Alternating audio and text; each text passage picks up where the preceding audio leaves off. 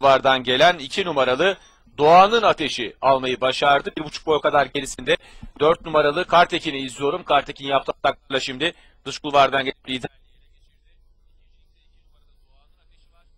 Bunun 1,5 boy kadar gerisinde üçüncülükte izlediğim isim 5 numaralı Umurtay. Umurtay'ın hemen yanına gelen Safkansa 8 numaralı Şafak Gülü.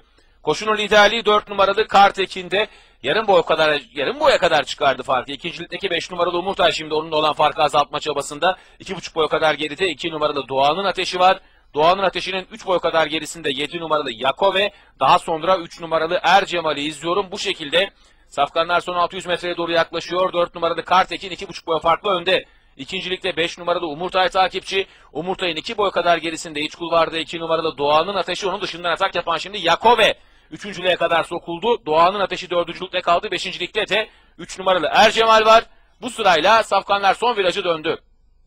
4 numaralı Kartekin son 400 metreye yaklaşılırken 2,5 boy farklı önde. Dış kulvardan 7 numaralı Yakove. Yakove'nin 1,5 boy kadar gerisinden de 3 numaralı Ercemal Sprinfe kalkan saylar son 300'e yaklaşılırken dıştan gelen 7 numaralı Yakove içerideki 4 numaralı Kartekin'le olan farkı azalttı. 4 boy kadar geride kaldı 3 numaralı Ercemal. Son 200 geçilirken içerideki Kartekin dışarıdaki Yakove'ye direnmeye çalışıyor ki bunu bu metrelere kadar başardı. 1 boy farkla hala Kartekin önde. Dış kulvardan 7 numaralı Yakove atak yapıyor. Son yüzde 2 boy farkla 4 numaralı Kartekin önde. Yakove atak yapsa da 4 numaralı Kartekin Fuat Çakar'la kazanıyor.